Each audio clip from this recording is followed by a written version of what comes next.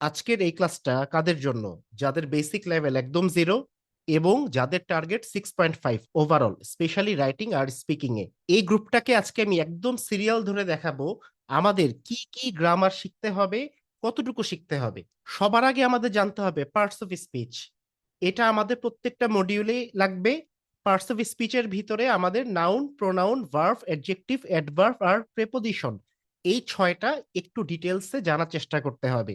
আপনার যদি মনে হয় আপনি এগুলো সম্পর্কে মোটামুটি জানেন, সেক্ষেত্রে সবার আগে এই জিনিসটা দেখবেন, একই শব্দকে কিভাবে বিভিন্ন পার্টস অফ স্পিচে ব্যবহার করা যায়। এটা আমাদের সবচেয়ে বেশি লাগে রাইটিং এ এবং স্পিকিং এ। যেমন আমরা যদি বলি অ্যাবিলিটি, এটা কিন্তু নাউন, এটাকে আমরা যদি অ্যাডজেক্টিভ হিসাবে ব্যবহার করি বাক্যে, তখন হয়ে যায় এবল। ভার্ব হিসাবে ব্যবহার করলে হয় এনেবল। সো আমাদেরকে এই ফাইলের ইউজটা একটু শিখতে হবে। আর যদি মনে হয় না আমি তো এখনো নাউন প্রোনাউন এগুলাই জানি না, সেক্ষেত্রে আমাদেরকে নাউনের ভিতরে কি লাগবে, নাউনের পজিশন কোথায়, নাউন বাক্যের কোথায় ব্যবহৃত হয়। একটা বাক্যে নাউন সাবজেক্ট, অবজেক্ট এবং নাউন ফ্রেজ হিসেবে মূলত ব্যবহৃত হয়। সো বাক্যে এটার ইউজটা আমাদের একটু দেখতে হবে। সেই সাথে proper noun, common noun, collective noun, এই তিনটা সম্পর্কে আমরা একটু ধারণা নিব। আপনারা চাইলে 9-10-এর যে অ্যাডভান্সড গ্রামার বই বা চৌধুরী অ্যান্ড হোসেনের বই বা পিসি দাসের বই, এই বইগুলা দেখতে পারেন, পিকেডি সরকার স্যারের বই, এই বইগুলা থেকে আইডিয়া নিতে পারেন। এর সাথে কাউন্টেবল, আনকাউন্টেবল নাউন, এটা খুবই ডেঞ্জারাস। আমাদের লিসেনিং করতে গেলে আমাদের যে এস বা ইএস এর সমস্যা হয়, এটা কিন্তু এই কাউন্টেবল আর আনকাউন্টেবল নাউনের কনসেপ্ট দিয়ে আমরা সলভ করতে পারি। সো এটা সম্পর্কে আমাদের ভালো ধারণা থাকা লাগবে। এর সাথে পসেসিভ নাউন, আমরা যখন নাউনের এই বিষয়গুলো একটু স্টাডি করব, আমরা আর্টিকেলের ইউজটা একটু শিখে নিব। এটা একটু মাথায় রাখবো যে আমরা পরীক্ষাতে যদি আর্টিকেল আর সিঙ্গুলার প্লুরাল যদি বেশ কয়েকবারও ভুল করি, স্টিল আমরা 6.5 পর্যন্ত রিচ করতে পারবো। কেন? কারণ এগুলা কমিউনিকেশনে খুব একটা প্রবলেম ক্রিয়েট করে না। কথা বোঝা যায়, লেখা পড়ে বোঝা যায় এই ভুলগুলা বারে বারে করলেও। বাট তারপরও যেহেতু জানি যে শিখতে হবে, সো এটা আমরা না করার ট্রাই করব ভুল। এবার আসতেছে প্রোনাউন। প্রোনাউনের ক্ষেত্রে আমাদেরকে এই চারটার ইউজ একটু ভালো মতো জানতে হবে। প্রত্যেকটা প্রোনাউনের সাবজেক্টিভ ফর্ম কি, অবজেক্টিভ ফর্ম কি, পজেসিভ অ্যাডজেক্টিভ, পজেসিভ প্রোনাউন আর রিফ্লেক্সিভ প্রোনাউন, এই ইউজটা একটু আমাদের দেখে নিতে হবে। এটা আমাদেরকে রাইটিং আর স্পিকিং এ ইনশাল্লাহ সাহায্য করবে। ভার্ভ, ভার্ভের ক্ষেত্রে এই জিনিসটা না শিখে পরীক্ষার হলে ঢুকবো না। এটা কি? গুরুত্বপূর্ণ ভার্ভগুলার প্রেজেন্ট, পাস্ট এবং পাস্ট পার্টিসিপল ফর্ম, এটা যদি ভুল হয় তাহলে আমাদের টেন্স, ভয়েস বা আপনি কমপ্লেক্স সেন্টেন্স মেকিং, প্রত্যেকটা জায়গার সেন্টেন্স মেকিং ভুল হবে। মোর ওভার আমরা রিডিং এও মূল ভার্ব খুঁজে পাবো না, পরে আমরা সেন্টেন্সের মিনিং পড়ে বুঝতে পারবো না। সো এটা কিন্তু চারটা মডিউলের ক্ষেত্রে ফান্ডামেন্টাল। এর সাথে আমাদের ভার্বের ভিতরে আমাদের যে ফাইনাইট ভার্ব, যেমন প্রিন্সিপাল ভার্ব, অক্সিলিয়ারি ভার্ব, আপনার বাক্যে am is are was were, have been, has been, এটার ইউজটা একটু দেখবো। সেই সাথে রাইটিং এবং রিডিং এর জন্য খুবই গুরুত্বপূর্ণ নন ফাইনাইট ভার্ব, এটা আমাদের অবশ্যই দেখতে হবে। এর ভিতর আছে জিরান্ট, পার্টিসিপল আর ইনফিনিটিভ। আমরা কিন্তু অবশ্যই রাইটিং এ অন্তত এক থেকে দুইটা বাক্য জিরান্ট বা পার্টিসিপল দিয়ে মেক করার ট্রাই করব, এটা খুবই করা সম্ভব। এবং রিডিং এ যদি এগুলা জানেন, তাহলে আপনারা বাক্যের মিনিং বা বাক্যের ওভারঅল মিনিং পড়ে ধরতে আপনাদের সুবিধা হবে। এটা নিয়ে কিন্তু আমি বেশ কিছু ভিডিও দিছি, চাইলে এগুলা দেখতে পারেন যারা রিডিং পড়ে বুঝতে পারেন না, আমি ভিডিও শেষে দিয়ে রাখবো। এর সাথে আমরা অ্যাডজেক্টিভের যে ইউজ, বাক্যে বাক্যের কোথায় বসে, যেমন অ্যাডজেক্টিভ সবচেয়ে কমন ইউজ নাউনের আগে বসে। গুড বয় নাকি, গুড হলো অ্যাডজেক্টিভ। বিউটিফুল হাউস, হাউসের আগে অ্যাডজেক্টিভ বসছে। আবার অ্যাডজেক্টিভ কিন্তু নিজে নিজেও পুরা সাবজেক্ট হিসেবেও ব্যবহৃত হতে পারে, যেমন দি রিচ, বা অ্যাডজেক্টিভ অ্যাডভার্বের সাথে বসে। সো আমাদেরকে এই অ্যাডজেক্টিভ বাক্যের কোন জায়গাতে বসে, মূলত অ্যাডজেক্টিভ দিয়ে দোষগুণ অবস্থা বোঝায়, এটা তো আমরা সবাই জানি। বাট বাক্যে এটার ফাংশনটা কোথায়, এটা আমাদের ধরতে শিখতে হবে ভাইয়া। অ্যাডভার্ব, অ্যাডভার্বের ভিতর সবচেয়ে চারটা গুরুত্বপূর্ণ: adverb of manner, adverb of place, time আর ফ্রিকোয়েন্সি। এই চারটা অ্যাডভার্ব একটু আমরা দেখে আইডিয়া নিয়ে নিব। এইগুলা জানলেই মোটামুটি আমরা কাজ চালাইতে পারবো। এবং সেই সাথে এগুলা বাক্যের কোথায় বসে, কিছু অ্যাডভার্ব দেখবেন ভার্বের আগে বসে, কিছু দেখবেন পরে বসে, এটা একটু দেখে নিব। আইএলটিএস এর অন্যতম সতীন মার্কা টপিক, এটাকে আমি বলি প্রেপোজিশন। আমাকে এককালে প্রচন্ড জ্বালাইছে। ঠিক আছে, কোথায় ফর হবে কোথায় টু হবে, তাই না? এটা নিয়ে আপনাদের ঝামেলা হয় না, এটা কিন্তু আমার এককালে হইতো। সো আমাদের রাইটিং, স্পিকিং, রিডিং তিনটার জন্যই প্রিপোজিশন ফান্ডামেন্টাল। যেমন টু এর পরে উদ্দেশ্য বোঝায়, তাই না? সো এগুলো আমাদের জানতে পারতে হবে রিডিং করার সময়, নালে কিন্তু রিডিং ওই যে পইরা আমরা আগা মাথা করতে পারি না। বা আপনি যখন রিডিং স্কিমিং করবেন, প্রিপোজিশন গুলা দিয়ে কিন্তু খন্ড খন্ড করতে হয় বাক্য।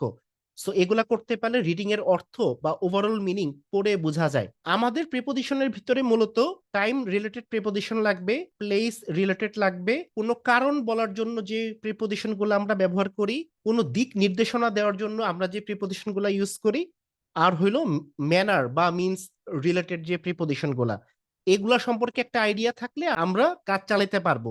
বলে রাখা ভালো, এটা আমি একটু আগে বলতে মনে ছিল না, প্রিপোজিশন কিন্তু আমাদের রিডিং এবং লিসেনিং এর গ্যাপ ফিলিং এ প্রচন্ড গুরুত্বপূর্ণ ভূমিকা পালন করে। এবং রাইটিং স্পিকিং এও আপনি মনে করেন ছোট প্লেস বলবেন, এটাকে কিন্তু আমরা অ্যাড দিয়ে বলি। আবার বড় প্লেসের সময় ইন ব্যবহার করে নাকি অন ব্যবহার করে, এগুলো আপনার জানতে জানতে পারতে হবে। এটার সাথে অ্যাপ্রোপ্রিয়েট প্রিপোজিশন আমাদের জানতে হবে। এর ভিতর আপনারা ইন্টারনেট থেকে যে অ্যাপ্রোপ্রিয়েট প্রিপোজিশন গুলা সবচেয়ে বেশি আমরা রাইটিং বা স্পিকিং এ ব্যবহার করি, এটার একটা লিস্ট বের করে নিবেন। এগুলাকে আমরা আমাদের বাক্যে ব্যবহার করার চেষ্টা করব। এবার আসে মডাল। মডাল আমাদের জানতে হবে। এখন আপনারা বলতে পারেন ভাইয়া মডাল রিডিং এ কেন লাগবে? আপনারা দেখবেন প্যাসেজে বলে মে, প্রশ্নে বলে শুড, তখন ট্রু হবে ফলস হবে নাকি নট গিভেন হবে। মডাল দিয়ে কিন্তু তারা ট্রু ফলস নট গিভেন বা ইয়েস নো নট গিভেন এর খেলাটা খেলে। সো আমাদেরকে মডাল রাইটিং স্পিকিং এর জন্য যেমন লাগবে, রিডিং এর জন্যও লাগবে। ভিডিওটা যদি ভালো লাগে একটু সাবস্ক্রাইব করে ভিডিওটাতে একটা লাইক দিয়ে একটা কমেন্ট করে দিয়েন। রাইটিং স্পিকিং এ কেন লাগবে? আপনি মনে করেন প্রথমে বললেন কিছু একটা করতে পারে মেয়ে, হ্যাঁ, তারপরে থেকে বলতেছেন উইল বা মনে করেন শুড, জোর দিয়ে দিয়ে বলতেছেন, সো কথাটা সামঞ্জস্যপূর্ণ থাকে না। সো আমাদের কথার ব্যালেন্স মেনটেন করার জন্য বা কথার কোহেশন মেনটেন করার জন্য মডালের ঠিকঠাক ব্যবহার আমাদেরকে শিখতে হবে রাইটিং আর স্পিকিং এ। সো মডাল এইগুলা জানলেই চলবে, আপনি যদি আরো জানেন আমার তো কোনো সমস্যা নাই। সো কোনটা দিয়ে ভবিষ্যৎ সম্ভাবনা বোঝায়, কোনটা দিয়ে অনেক জোর দেওয়া অর্থে বোঝায়, কোনটা দিয়ে হইতেও পারে নাও পারে এমন বোঝায়, এটা নিয়ে আমাদের একটা ওভারঅল আইডিয়া লাগবে। এগুলা জানলেই চলবে, এর থেকেও চাইলে আপনারা কমায় আপনাদের আইএলটিএস প্রিপারেশন প্রস্তুতি নিতে পারেন। সাবজেক্ট ভার্ব এগ্রিমেন্ট খুবই গুরুত্বপূর্ণ টপিক। এখানে যেমন আমাদেরকে ওই যে ছোটবেলায় পড়ছি তাই না, আই বা ইউ এগুলার পরে ভার্বের বেস ফর্ম হয়, এটা যেমন জানতে হবে, ঠিক তেমনি এইরকম বড় সাবজেক্টের ক্ষেত্রে ভার্ব কি ওয়াজ হবে নাকি ওয়ার হবে, ভার্ব কি সিঙ্গুলার হবে নাকি প্লুরাল হবে, এগুলো আমাদেরকে জানতে পারতে হবে। রাইটিং টাস্ক ওয়ানে এইরকম প্রচুর ভুল পাওয়া যায়, মনে করেন দি ফিগার লেখে এখানে লেখে রাখে ওয়ার। সো এরকম বড় সাবজেক্টের ক্ষেত্রে বা এরকম বড় নাউনের ক্ষেত্রে বা নাউন ফ্রেজের ক্ষেত্রে আমার ভার্বটা কি হবে এটা একটু আমাদের শিখতে হবে। এটার সাথে ওই যে আপনার এনিওয়ান, সামওয়ান, সামবডি, এইরকম সাবজেক্ট গুলা কিন্তু অলওয়েজ সিঙ্গুলার হয়, আমরা অনেকে সামবডির পরে আর বলি। সো এগুলা কিন্তু করা যাবে না। আপনার যদি টার্গেট 6.5 থাকে মিনিমাম, বা 6 বা 6.5, present, past, future, indefinite tense এবং পারফেক্ট টেন্স, এই 6টা টেন্স এবং এটার ভয়েস চেঞ্জ, প্যাসিভ ভয়েস শিখতেই হবে।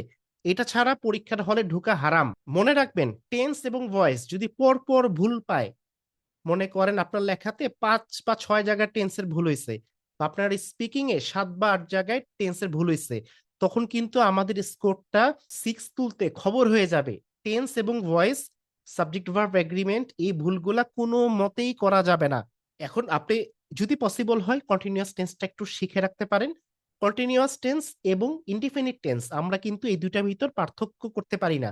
অনেক সময় আমরা জোর করে করে কন্টিনিউয়াস টেন্স ইউজ করি, এটা করলে কিন্তু আমাদের স্কোরটা কমে যায়। সো যদিও স্লাইডে নাই, আপনারা পারলে একটু নোট করে রাখেন যে আমরা present continuous versus present indefinite এই কম্পেয়ারটা যাতে এক্সট্রা শিখে নেই। এখন টেন্স শিখতে গিয়ে আমাদেরকে খালি স্ট্রাকচার শিখলে হবে না, হ্যাঁ। মনে করেন ফিউচার পারফেক্ট টেন্স, হ্যাঁ, ফিউচার পারফেক্ট টেন্সের সংজ্ঞা আমি মুখস্থ করলাম, তারপরে তারপরে এটার স্ট্রাকচার কি, subject plus will have plus ভার্বের পাস্ট পার্টিসিপল প্লাস অবজেক্ট, এটা করলে হবে না, এটার সাথে এটা তো করতে হবে। এটার সাথে আইএলটিএস এর পার্সপেক্টিভে আমাদেরকে একটু ইউজটা শিখতে হবে।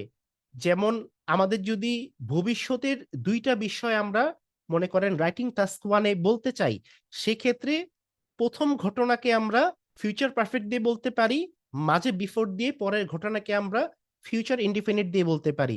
সো এরকম একদম আইএলটিএস এর পার্সপেক্টিভে আমরা একটু বুঝার চেষ্টা করব টেন্সটা।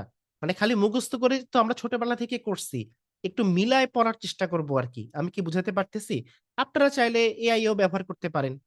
এবার আসতেছে কমপ্লেক্স এবং কম্পাউন্ড সেন্টেন্স মেকিং, যেটা আমাদের 4টা মডিউলে অবশ্যই লাগবে যদি আমরা 6 বা 6.5 পাইতে চাই। এর উপরে চাইলে তো আরো বেশি লাগবে।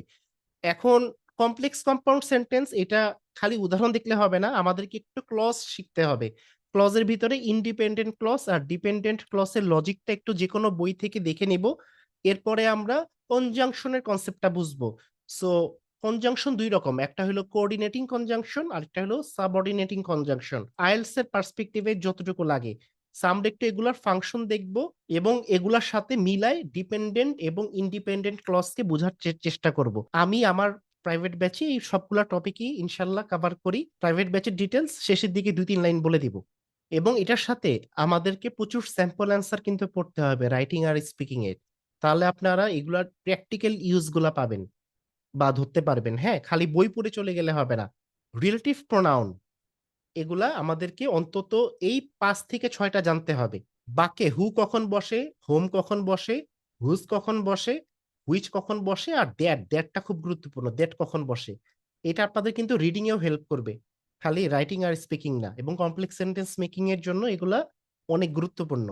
আপনারা দেখবেন রিডিং এর লাইনগুলাকে এই বড় হাতির মতো সাইজ করে, এই হু, দ্যাট, এগুলো 2-3টা পর পর ব্যবহার করে। হ্যাঁ, সো ওই যে চাঙ্ক করে যখন পড়বেন রিডিং ও বুঝে, তখন এগুলা কাজে লাগবে। আমি কিন্তু রিডিং নিয়ে কথা বলতেছি, খালি রাইটিং স্পিকিং নিয়ে বলতেছি না আপনাদেরকে। ট্রানজিশন ওয়ার্ড, এটা আমাদের 4টা মডিউলে লাগবে। এটা মূলত কি, যেমন আমরা যখন কথা ঘুরাই দিই তখন আমরা কেমনে কেমনে বলি, হাউ এভার দিয়ে দেখবেন কথাটাকে চেঞ্জ করে ফেলি, বা হইলো নেভার দ্য লেস বা কনভার্সলি, এগুলার ইউজ শিখতে হবে। আমরা যখন কোনো কিছুকে সামারি করি তখন আমরা ওভারঅল দিয়ে বলি, তাই না? বা ইন জেনারেল দিয়ে বলি। আমরা যখন কোনো কিছু শেষ করি তখন টু কনক্লুড বা টু সাম আপ দিয়ে বলি। সো এইরকম ট্রানজিশন ওয়ার্ডগুলো সম্পর্কে আমাদের একটা স্বচ্ছ ধারণা লাগবে।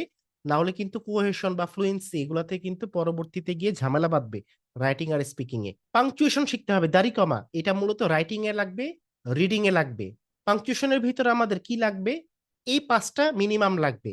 এই 5টার ইউজ জানলে এটা আপনাদের রাইটিং এও হেল্প করবে, রিডিং এও আপনার মিনিং ধরতে পাংচুয়েশন গুলো আমাদেরকে হেল্প করে যদি আমরা এগুলোর ইউজ জানি। এর বাইরে এই ফাইলে নাই স্পেলিং মিস্টেক, এটা আমি অ্যাড করি নাই। স্পেলিং মিস্টেক করা যাবে না, স্পেলিং শিখতে হবে। আপনারা যখন রাইটিং প্র্যাকটিস করবেন বা লিসেনিং প্র্যাকটিস করবেন তখন যে ভুলগুলা হয় সেগুলোকে একটু নোট করে রেগুলার রেগুলার রিভিশন দিবেন, তাহলে আমাদের ভুলের মাত্রা কমে আসবে।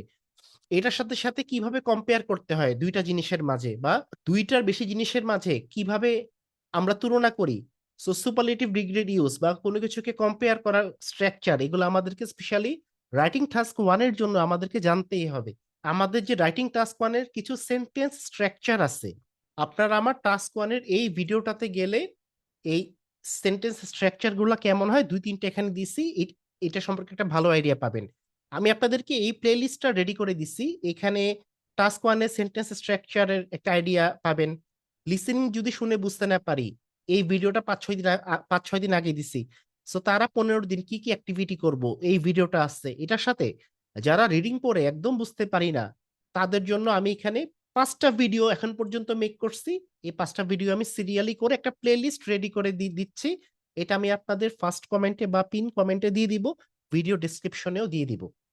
আর কেউ যদি আমাদের আইএলটিএস প্রাইভেট ব্যাচে সামনের সপ্তাহ থেকে যেটা শুরু হচ্ছে, যদি 2 থেকে 3টা ফ্রি ক্লাস করে এনরোল করতে চান, আপনারা এই ভিডিওর ফার্স্ট কমেন্টে বা পিন করা কমেন্টে গিয়ে এইরকম একটা লিংক পাবেন, ক্লিক, এটা হলো আমার হোয়াটসঅ্যাপ নাম্বারের লিংক। চাইলে স্ক্রিনের হোয়াটসঅ্যাপ নাম্বারে নক দিতে পারেন যে ফ্রি ক্লাস করে আমি এনরোল করতে চাই, বা এখানে ক্লিক করলে আমাকে পার্সোনালি রিচ করতে পারবেন। এর বাইরে এটা ফ্রি ক্লাসের হোয়াটসঅ্যাপ গ্রুপ, এখানেও চাইলে অ্যাড থাকতে পারেন। এখানে আমি মূলত 3 থেকে 4টা ক্লাসের লিংক দিব। আর ভিডিওটা যদি মনে করেন 2-3 মাস পর বা 2-3-4 বছর পর দেখেন, সেক্ষেত্রেও সেম, এখানে যে হোয়াটসঅ্যাপ গ্রুপের লিঙ্কটা তখন পাবেন এই ফার্স্ট কমেন্টে বা ভিডিও ডিসক্রিপশনে। এখানে একটু কষ্ট করে অ্যাড হয়ে থাকবেন, আমি এখানেই ভবিষ্যতেও ইনশাল্লাহ ফ্রি ক্লাসের লিঙ্ক গুলা দিব। আর একটু আগে আমি আইএলটিএস এর বেসিক ক্লাসের যে প্লেলিস্টের কথাটা বলছিলাম, এটার লিংক আপনারা এখন স্ক্রিন আশা করি দেখতে পারতেছেন। এটার সাথে আমি আরো কিছু প্লে লিস্ট রিডিং স্পিকিং এরও দিয়ে রাখতেছি, এগুলো আপনারা কমেন্টেও পাবেন লিঙ্কগুলা। আসসালামু আলাইকুম।